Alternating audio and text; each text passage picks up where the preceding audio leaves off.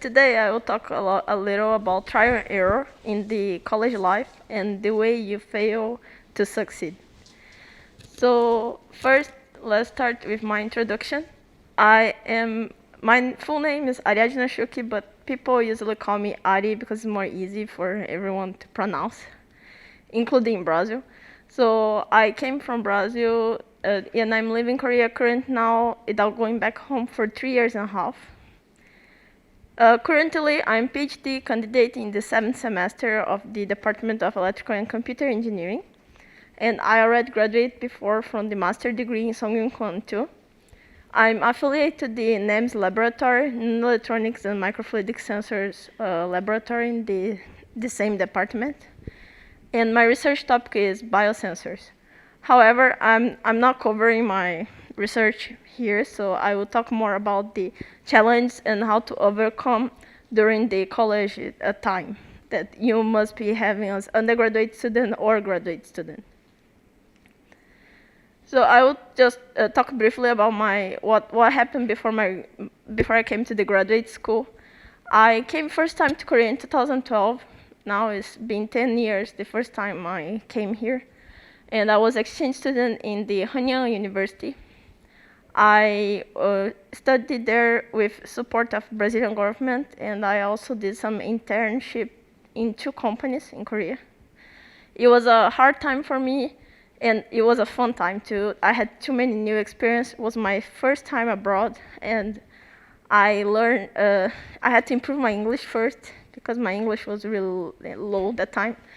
And I couldn't read Korean, and I couldn't understand what people were talking to me. So it was hard to be alone here for 1 year doing that. But at the same time, I got so many new experiences and made many friends during that period. And I grew a lot during that. I went back to Brazil and graduated in my home university, Unisinos, and then after that I just went to company. And I was studying Korean in Brazil in the Se종학당, that they have many institutions around the world. And that time I participated in some contest, like speaking contest between the Brazilian students. And I won the first prize, and then I came for 1 week to Korea again in 2016. And then after keep working in the company, I got opportunity to do dual master degree program. I was invited from Brazilian professor in the Unisinos University to enroll in the dual master degree between 성균관 and Unisinos. So I was studying 1 year of electrical engineering in Brazil and 1 year of electrical and computer engineering in Korea. And that time was really important to build my base academic background, because from that point I decided that I want to keep studying in the academic field. And after I graduate totally from both programs together, my Korean professor, my current advisor, Yong-Sung Kim, he invited me to come back to 성균관 and be a full-time PhD student in his lab. So I came back then I got a scholarship from our school too. They support also foreigner students, and I'm now here doing this speech about my background. So let's start about the struggles that the students have during the whole undergraduate time and graduate school. So think you have ups and downs during your life, and for students we have some pattern when you feel really high and happy, or when you feel down and like sad feelings. But the problem is like this depends on the environment and situation you are. Different majors, different departments, you will feel different burnouts. But usually we have similar ups and downs as a student. And these include the undergraduates too. First of all, the ups you feel like is the good grades. You want to have good grades, you want to be the best always, so you study hard. And then you feel that happiness, that momentary happiness for like short time because you got A+. But you know, like during 4 years of undergraduate school, you have to put a lot of efforts to keep your GPA high. Then you can go to a better job later, or you can move on to the master degree or directly to the combined PhD and master degree course. And it takes a lot of effort to keep your grades high. And then next up you have is awards. During the time you study, you can get awards in conference, you can get awards by applying some competitions or in school or like government competitions. So this kind of things give you the booster to keep going with your study. And this is also momentum happiness, but it helps with your CV. And then there is the one that affects me most is the experiment. When I succeed with my experiment, I feel really happy, and then I think I'm capable to do everything. Because this is our main task. So in the graduate school, we are focused mostly on our research more than the class. So we want to be good in our experiments, then you can finish fast and publish. And then the last common up is the publication. In the graduate school, we have some mandatory rules, like we have to publish in the SCI level journal. And it takes a really long time to prepare a publication, like 6 to 9 months at least, with all the results, writing, review. And sometimes we fail, many times actually. And when you finally can publish your first article, you feel like really happy. It's like, it looks like you got the Nobel Prize almost. And this is really happiness for the graduate students mostly. Undergraduates, some of them still write articles during that time, but it's a little harder because they are focused on the class. And then we have the downs. So as the opposite of the up, the down for the grades, like when you have a really low grades, it affects you. But honestly, I think people should not feel that bad when they get a bad grade, because think about that. You did your best studying, and if what you studied didn't match the exam, what can you do? This is just part of life. And if you know that you studied hard for that exam, and you still got like a B minus, a C, or F. F is really hard to get, but if you got like a low grade, I think you should just be happy that you did your best to get that grade. Like you studied what you could. And the second one is the burnout regarding studying.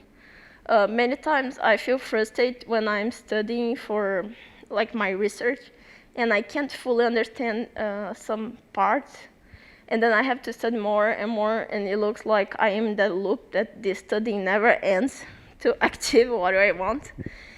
And sometimes this makes me feel frustrated about what I'm doing, if I'm in the right major, if I'm doing the right research topic. And then I consider, like, should I just restart everything? But when you are in the 7th semester of the PhD, you don't want to restart again. You just want to keep going and finish. And next one is the failing in the experiments. So when you fail in the experiments, you question your knowledge too. And sometimes it's not your fault that you're failing. Sometimes, like, even the weather affects the way you're doing the experiment. Like, humidity is too high, sample can get contaminated. So if you keep doing the experiment is failing, you feel down, you feel bad about yourself, you consider again, you question your knowledge. But sometimes it's not that. You need to think about all the things around you that are happening together. And sometimes you are sick too. So you can't focus on the experiment because you're not feeling good. So, but this affects me a lot more than the others in the part of the downs for the student's life. But you know, with the ups and downs in the student life, you can, and actually in general life, you can go further always. And this was scientifically proved by the experiment, like the balls in the pathway, the straight one, and the one with the ups and downs, it can go faster. And if you apply this in your life, you can think like, if you have a moment that you're up, and then you go down because you have a bad situation, but you learn with that situation. So next time you have a similar thing happening, you can overcome faster. So going straight, like with no ups and downs, you are not enjoying life and you're not learning anything. So don't feel bad when you're failing. So just keep going because you can see in the future how this pay back. And to summary, I think life is a total experiment. You have the trial, and then you fail or you pass. If you fail, you learn something, and then you have to repeat and try again. So I think life is constantly doing that. You have to try, fail, learn, repeat. And if you don't do that, you are not evolving in any way or developing yourself. So next one, like these people are all famous for some inventions they had in the engineering field. And beside that, they have something in common that made them succeed, and it was the failure. So many of them fail in some experiments that they thought they are doing wrong. This is why they fail. But in reality, they are doing right, just the theory that they are applying were wrong. So sometimes failure is not really what you think. Sometimes it's the correct way to do things. So because of they fail before doing their inventions, they are doing their inventions like the car or the telephone or the airplane. So because they fail, they could succeed later. And we can see these examples even now. For example, Elon Musk failed many startups before he got succeeded with the Tesla company.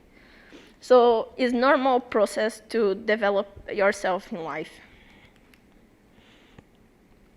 So now let's talk about the student model.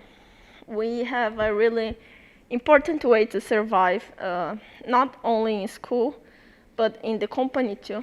That is the adaptive learning. You need to adapt to the environment where you are. It doesn't matter if you're in your hometown or you're abroad or you're in a new university or a new company. You need to adapt to that environment to succeed there. So I will cover a little how I did that in Korea as example. But you should apply that for even like your Korean, you should apply that for your new university, your new classroom, your new work, intern. It doesn't matter where you are. So first of all, you need to learn the culture. What I mean learn the culture is not only like the Korean culture, I just mean the culture of the environment you are. Like if you go to a new lab, you need to understand the safety rules there, how they do meeting, everything around that. And learning the culture and respecting others is really important to people respect you back too. And the next one is observe and repeat. Like this is important to merge between people. First you watch people around you and then you repeat and they know you care about what their culture and how they have the manners. So this is also important in the workplace. You observe and then you do. So there is small things that you need to check and always watch people around. Third one is try to surprise yourself. Don't say always no to the new experience. You need to try new things to say that I tried this, then you can say I like or not. Not always is what you expect. So try to surprise yourself, like saying, I can try this now. And then later, if you don't like, just say, I don't like. But at least you try first. Trial is really important. And I said many times to myself when I was undergraduate school that I was done with studying. And that I was never going to go back to the graduate school after my bachelor graduation. And now I am here doing my PhD, and I could never imagine this kind of thing could happen to me. But things change because in the learning process, you start to realize other points of view during your life. And then you see maybe this is not a bad way to go.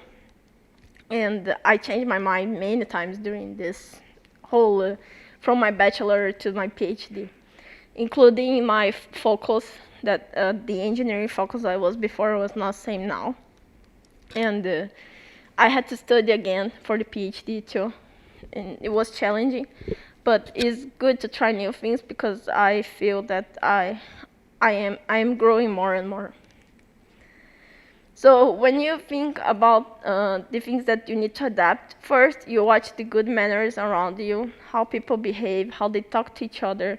If there is like hiding rules that you can see even in company, but you need to people cooperate with you, you have to cooperate with them too. So it's important to respect the way things are.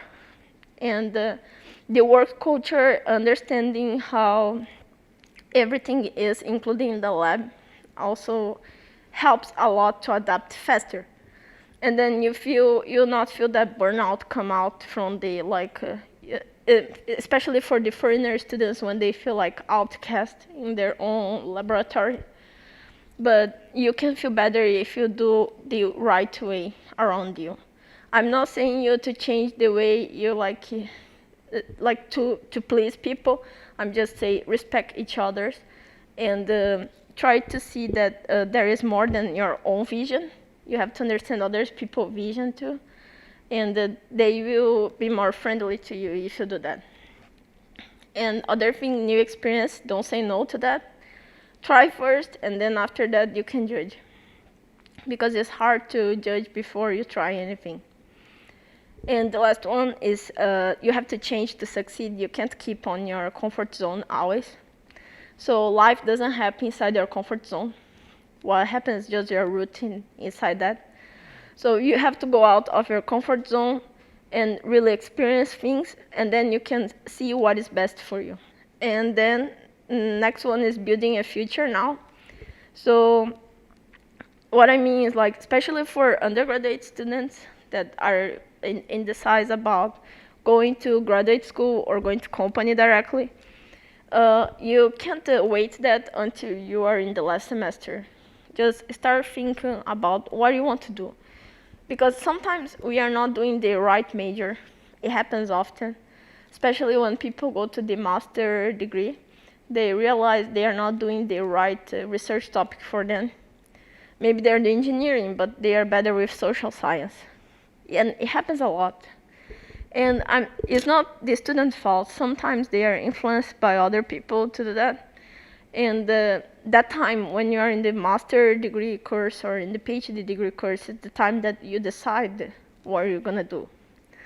Because you became adult already, you can make your own decisions. But point is, if you take too long to decide, it can be too late to do something new later. And then you're trapped with that work you don't like. So first thing, you should start building your future now. Like how I can get new skills, what I want to do now. And then later you can get easily the job you want or the opportunity in the graduate school. So first one is search for the opportunities. There are many ways to find, like if you type on Google any kind of like scholarship you want to go abroad to do dual degree program or just to be an exchange student. There are many types that exist, and you can just search easily that. But also, our school has often published in the notice from the department of your college. You can just access the college's website and see in the notice.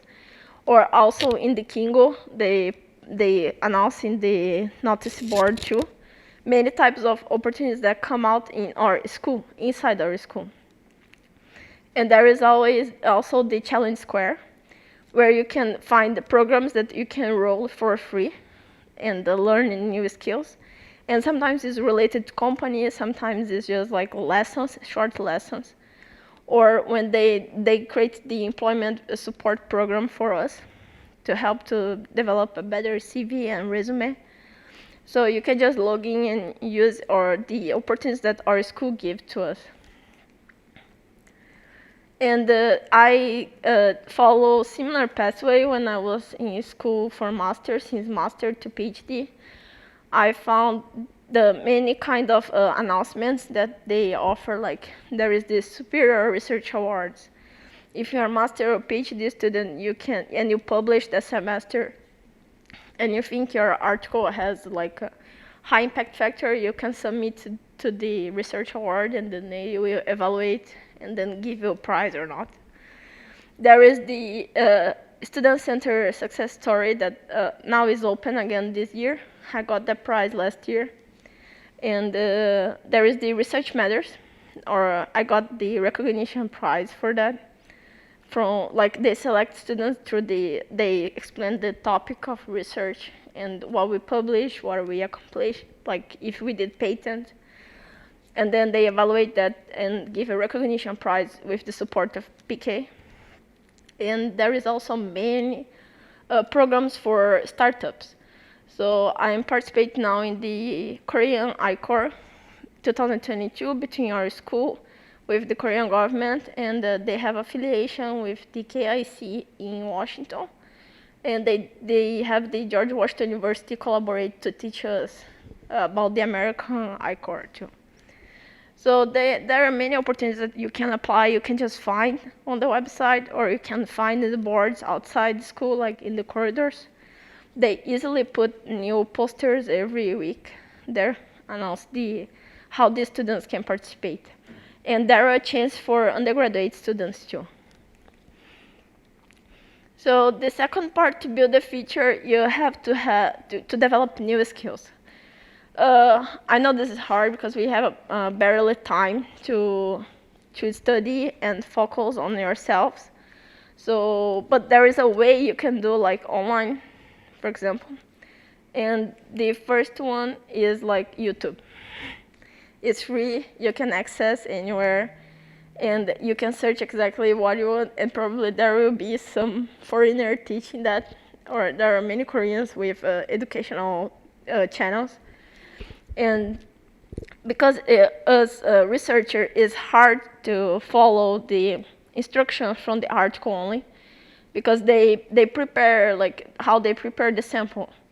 And then they just give the recipe instructions, but like sometimes I don't know how, like what kind of equipment they prepare for stirring.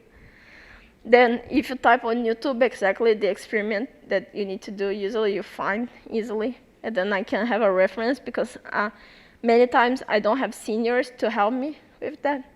So I have to find by myself, because research is mostly individual.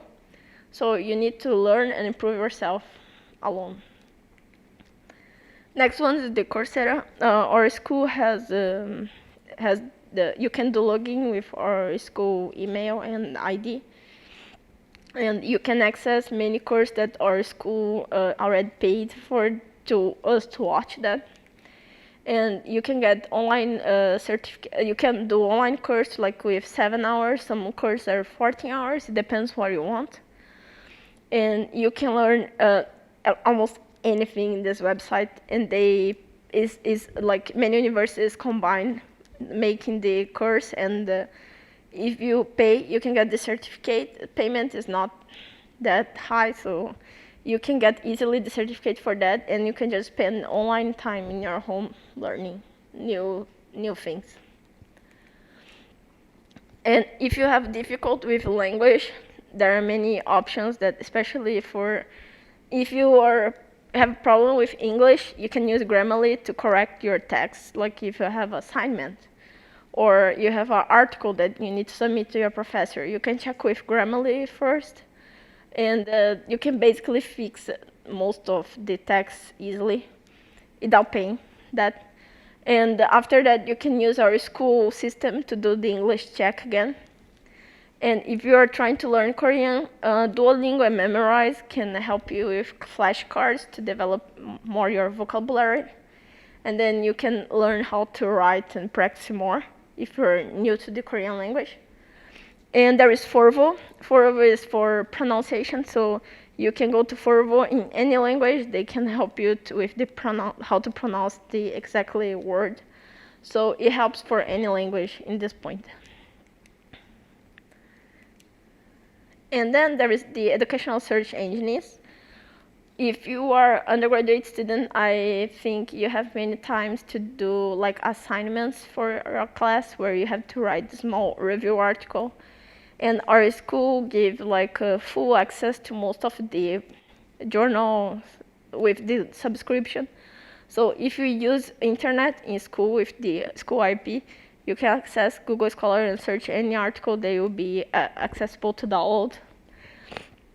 And there is the ResearchGate, that is the research community that many researchers are there. They created like a database from their works. And if you think the article is still blocked, you can request in full text and they will send you to. It's a good way to keep contact with the research community. And PubMed is mostly from like medicine and the biology articles.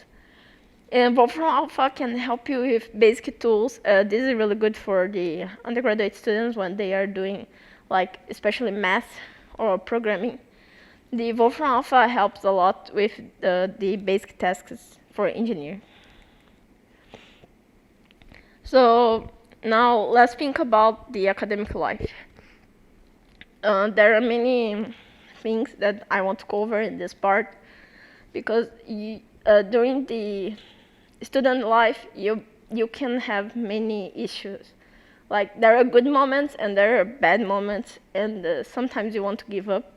So in this part, I will cover a little about my experience in the academic life, what I think about that. First one, I decided that it's okay to procrastinate because I procrastinate a lot. And even for this presentation, I procrastinate until the last minute. And I think this is mostly personality, but many people procrastinate because they are worried about failing. And you think like if you let the task to the last minute, and then you do the task and you fail later, you think, it's okay because I didn't have time to do that. But the truth is that we are scared to fail, so we procrastinate a lot. And in my case, I'm procrastinating more because I feel like I work better with pressure. So I have better results if I do in the last minute. Because if I do too early, I keep seeing the problems with my task. And this is usually what happens, especially if you're studying in the moment. You have the stress level, like during the semester, you're really relaxed, and then you panic in the last week when the exams come because you start studying everything at once. And this makes the student really stressed. But it's normal, and this happens, and it's okay if you need to procrastinate, since if you just finish the task first. And the second one I learned is that people are your most valuable resource. I came where I am now with the help of many people, and they believe in me, and they give me support in some different ways, many different ways, since undergraduate school to the PhD until now. And these people here, they all help me in my academic life. Of course, you need the support of your family and friends too, but in the academic field, my professional and academic life, these people help me a lot since I was a freshman in undergraduate school. And third one, just accept that bad days exist. Like, if you have no bad days, you don't know what are the good days because you need the comparison to know what they are. If you only have good days, you have only days. They are not good because you don't know the difference. So, point is, you need the bad days first to improve yourself after the bad days pass. And it looks like the end of the world sometimes. You're really struggling. And bad days are not only like one day, sometimes it's a week or a month or a year. But they need to exist to make you realize that it depends on you to improve everything.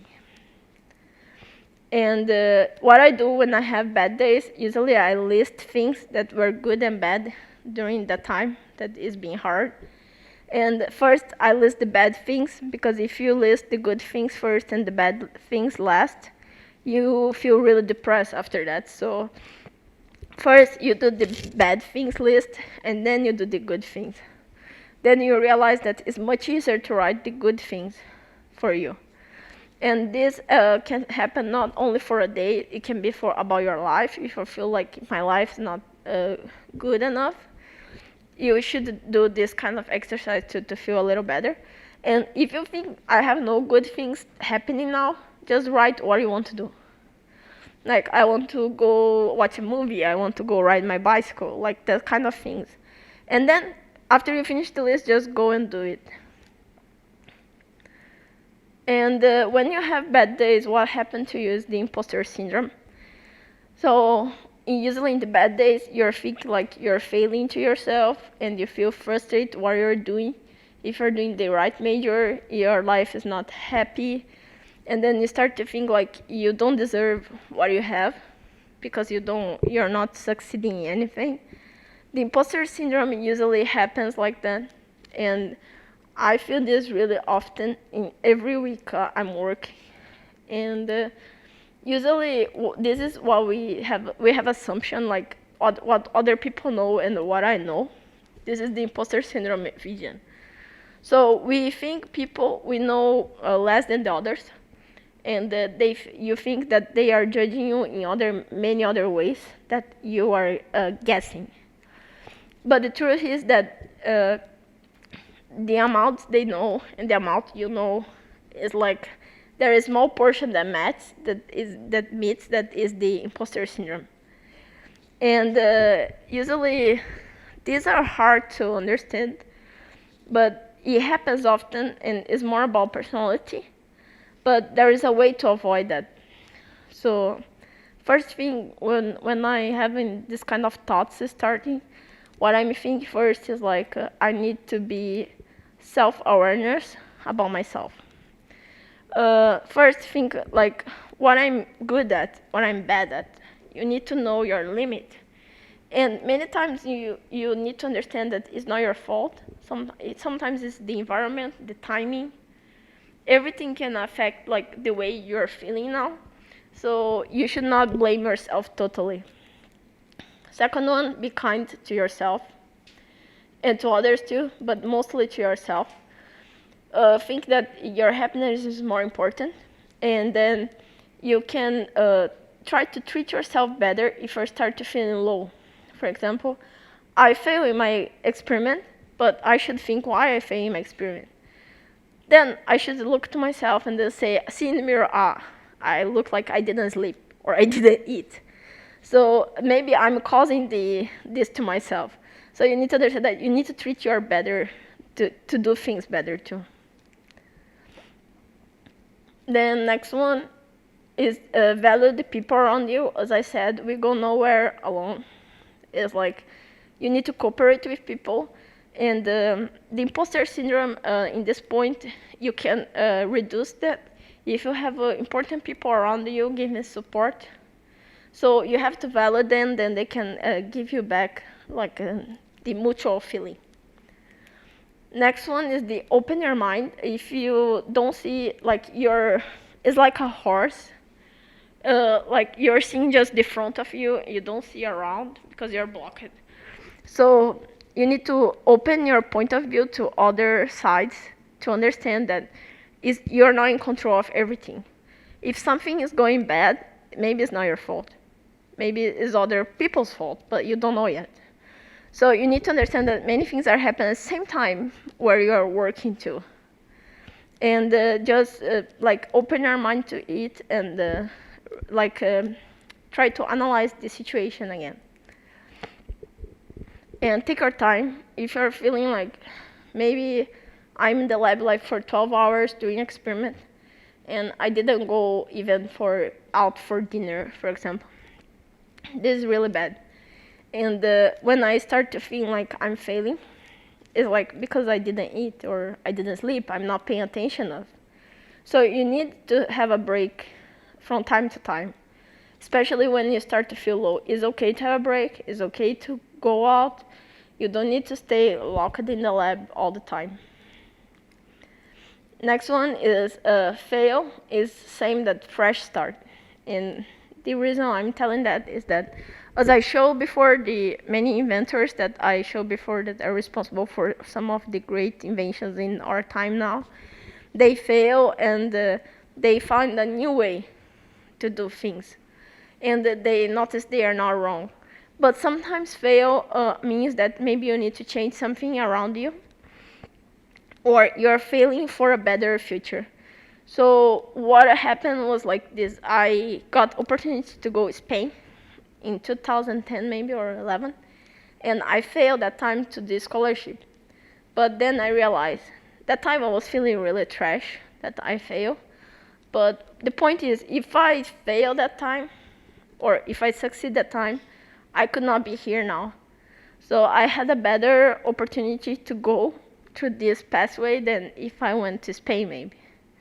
Or no, we don't know, but like I consider that every bad experience gives you more opportunities.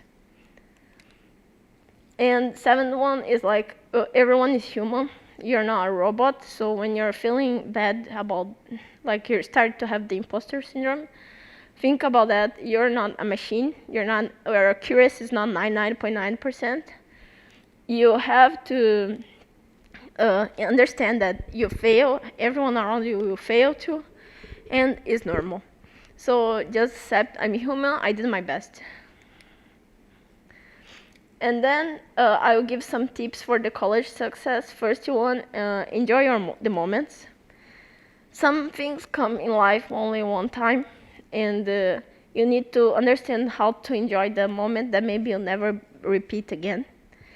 Then when you're doing that, first know your limits, like what can I do, what can I not do, and then you can feel better about yourself to enjoy the things around. Sometimes I go to some place outside and I'm really not enjoying the moment because I'm thinking about work, but that time I should not think about work. So you need to understand that you have a limit, that you have time to work and time to enjoy your life. And be honest to yourself if you like something or not. If you feel like you're not doing the right major, then go talk to your parents, go try to change with the department, go try to talk with your professor. And they may help you too. So be honest to yourself if you enjoyed that moment or not. And it's okay to have fun. If you feel like you should not be in the, like, go to the school festival to enjoy like 2 hours of school festival with food truck and music, just, you're doing wrong, because like staying locked all the time in the office or in the lab doesn't help you in any point. You need to separate your personal life and your working life, so it's okay to have fun a little in between the breaks during work. Next one, sharing your mind is important. I had many types of experience, like too many different types of experience during my master and PhD life. Some of them changed me in some way, but the point is you need to be the judge of what you think is right and wrong, and not just be quiet if you see that some bad situation happens. So you should live with integrity, and if you see something is wrong and you're not okay with that, you feel uncomfortable, go to talk with your professor, go to talk to school, share with other people what is not right, because we need to live with integrity. This is about our morals and ethics. And next one, you know that your best is enough. So you need to show to people that even like you feel low, you're trying your best to surpass that situation. And the third one is health in first place. So be careful with your health always. Studying is important, work is important, but your health is the most important thing you have. So if you don't have health, you can't do anything else. And I got sick many times since my master degree, and it was mostly because of stress. And I realized I was not like take care of myself, like working out and or eating properly. So nowadays I change my routine a lot, and I feel much better and energetic to do my tasks too. But first, you need to care about your health, and if you need to go hospital, just tell your professor, I need to go to the hospital, it's okay to go. They will understand. And next one, networking is essential for you. If you're building academic or professional life, you need to be prepared since undergraduate school. First one, just prepare a business card when you go to some conference or you go to contact some professors or even companies in like the job hunting. So prepare your business card always. It is not that expensive. And the second one, create social platforms like LinkedIn, ResearchGate. You can show your background, you can show your CV there, and you can show what you're interested in that, and you can connect with people and show that you also have an interest in that, because this is two sides. You should show them, and they will show you too. So you should try your best to interact, even if you're an introvert, like me. And other platforms like Instagram or Facebook also work for some people in the social science. And you can connect to many people through search. It's easy, and it helps you a lot. And also to get feedback if you're doing something right or not. Third one is the academic events. Try to enroll in forums and the conference. I know for undergraduate students, the fee is a little expensive. But you can find some like coverage for the trip. And going to academic events help you to have contact with some new people, like speakers that you are interested in their topic. And it helps to build also contact with the companies, because they have the booth for the companies there. Then you can find recruiting like people there too. And fourth one is social groups. In school, we have the clubs, the Tony, and if you make friends, this is also part of your personal life. But in the future, they can be a contact for future works too, or collaboration. So this is important to keep.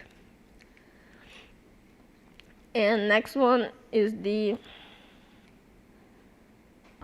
search for the opportunities. If you, as I mentioned before, you need to keep searching the opportunities, especially in our school. They have the posters. What I included here, some things I participate. The middle one is the Student Success Story Contest. They are open now yet for the submission. And the third one is some things you can find in school, like the STEM scholarship. This is mostly for foreigner students. Or employment support program, or dual degree programs they have with USA and other universities like IMEC in Belgium. So you can find how you can get more and more things for your CV and to grow yourself and show that you're doing your best. So since 2018, I have been in 성균관대학교 University, and I had many types of experiences, and I went to many conferences here. And I experienced new things that made me who I am now. And until now, I don't regret anything.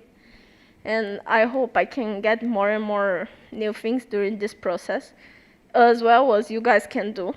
You just have to try to find things to do. It basically depends on you.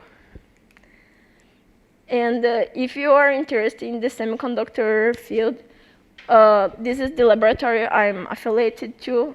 You can access the website through the QR code. And they have the TFT biosensors and circuit related to the semiconductors fabrication. And if you have some interest, just contact us. Okay, thank you.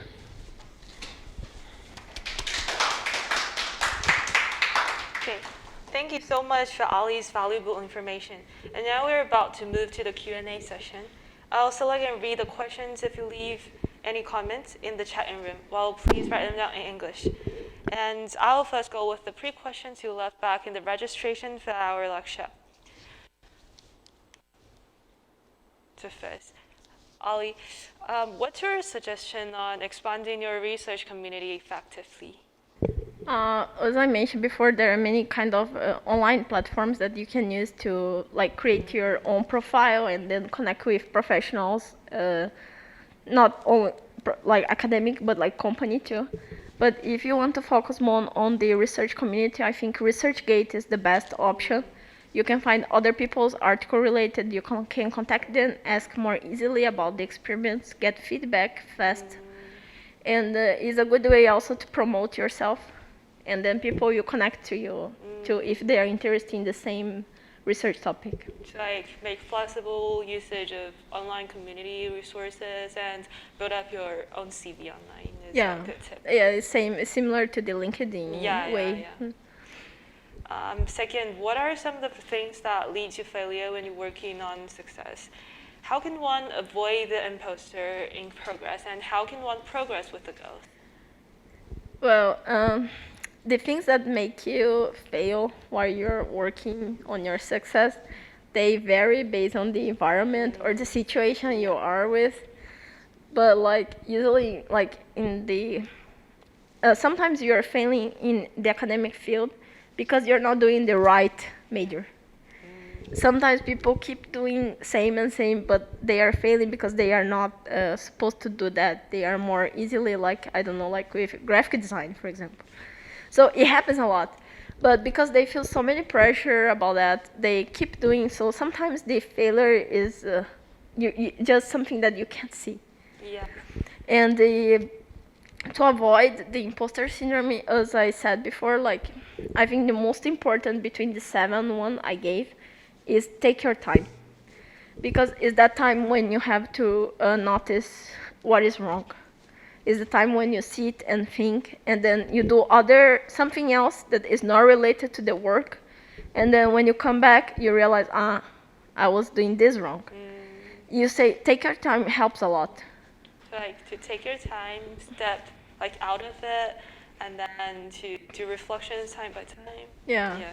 And the want to progress with the goals, I think you have to keep going until, if you get the goal, it's okay, but if you fail, sometimes it's not a totally bad thing.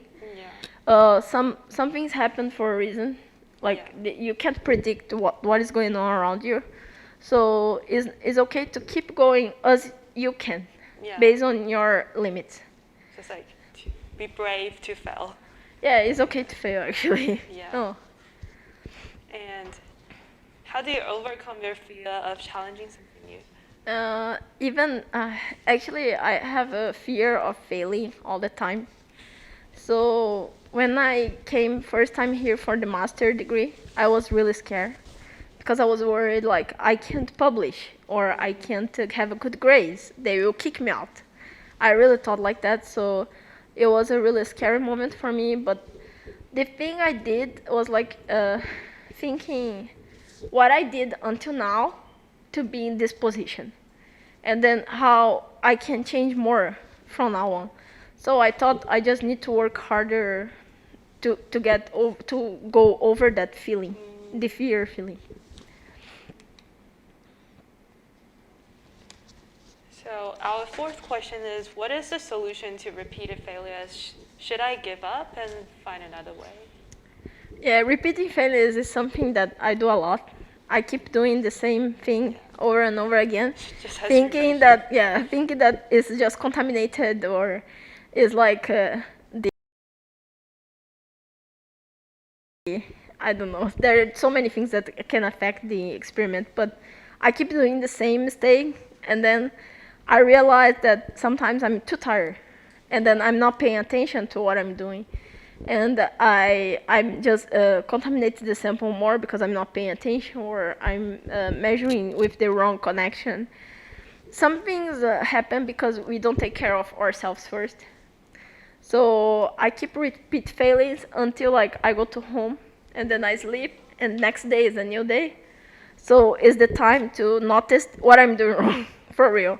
So the next day I just refresh everything and start from zero is the best thing to do. Because if you keep focused on something that is not working, you'll not go anywhere.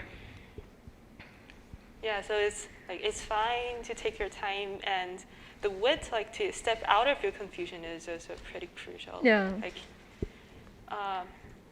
I think we don't have much time left yet, so I'm going to go with the real-time question shown on the screen now. It says that the collaboration between lab mates is very important, especially for international students. Just like you mentioned, like people stuff, which is pretty crucial. How could you build up your relationship or friendship with other Korean lab mates? I think this one is like the most important thing to adapt to the lab and the academic life too. So first thing is like don't bother others. This is my first tip for them. Just like respect them and they will respect you first. This is most important one. Okay. Second one, try to understand their mind and their culture too. Not only with Koreans, but there are other foreigner students in the lab too. So to engage with them, you need to show to them that you are interested in their culture too, or the way they think. So you kind of create a synergy with them together. So this is the most important. First, don't bother others. Only if it's like really emergency. And second one, like respect them and show them that you have interest in what they have. So like mutual respect is always the first step. Yeah. Like, if you respect them, they will respect you, and then there is a build-up relationship there. Yeah. Okay. So I think it's time to wrap up for our Q&A session. If you have any questions or interest, you could look up Ali's essay in 2021 Student Success Story book.